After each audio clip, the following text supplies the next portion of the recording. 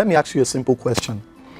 If you were traveling to a particular location, all right, and after 30 minutes, or let's even say 3 hours, you realize you are taking a wrong turn, okay, and now you just discovered and came to the realization that you are literally going to another city instead of the city you planned, okay, what would you do? Would you keep going on that same journey? Because you've been told winners don't quit and quitters don't win. Would you keep driving on that road? I don't think so.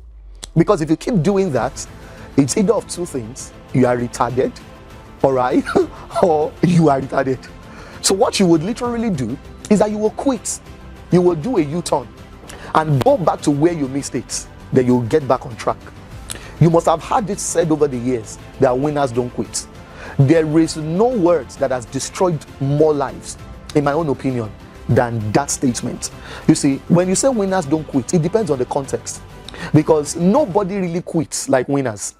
If you find out from successful people, high achievers, people who have done phenomenal things, I've been privileged to know some of them, and trust me, they are one of the greatest quitters you will ever meet. When you realize that you're on the wrong road, once you realize you have made a mistake, it is nothing but ultimate foolishness to keep traveling on that same road. At that point in time, the best thing you can do is to quit. Whoever told you winners don't quit has lied to you, because winners can quit and winners do quit. In fact, the reason why they win and succeed is because they have learned when to quit. Let me say this, friends, some things were never meant to work. And when you quit and give up on those things, you have actually become a winner. It's not when you get to every finish line that you win. Sometimes discovering you're on the wrong path, sometimes discovering the ladder you are climbing is leaning on the wrong wall, and deciding to stop climbing is actually a formula for success, not a formula for failure. You say sometimes the best thing you can do so that you can succeed later on is to quit. Imagine someone wants to start a transport business today, all right, and because he read some things in books that were written in the early 1900s, how some wealthy man, or maybe the book was written in the late 1800s, and he discovered how a wealthy man, had 500 horses. And that man also told him, so, oh, the man that had a successful transport business, he had 800 horses. And so he has the money, and now he decides to go buy 1,000 horses. That kind of a vision, if you decide to pursue that vision, and all of a sudden it dawns on you that people don't ride horses anymore. This is not the 1800s. This is not the early 1900s. This is 2026. Once you come to that realization and you quit, the question is, have you failed? Of course not. You just succeeded without knowing. Because if you had bought 1,000 horses, your failure would have been universal. In fact, it would be a case to be studied. So the best thing you can do sometimes for yourself is to quit.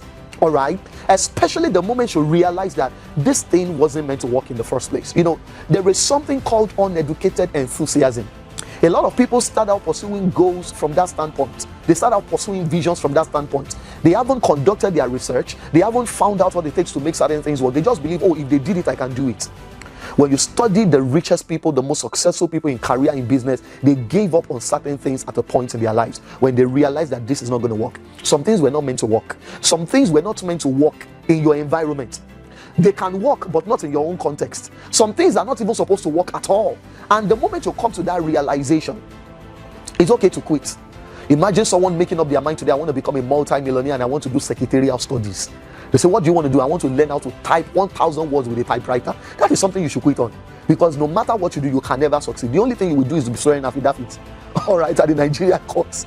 Okay, that is something you need to quit on. That's something you need to give up on. But the moment you realize the steps I'm taking, the principles I'm embracing as a lifestyle, is not going to lead me to where I'm going. It's not going to create the life that I want. Friends, it's okay to quit. Because winners are not just supposed to quit. Winners quit every day once they realize that they're on the wrong path.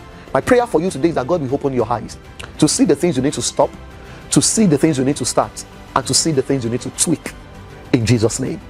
Error will no longer look like wisdom to you. That's my prayer for you. That error will no longer look like wisdom to you. So shall it be. Have a fantastic and a wonderful day. God bless you.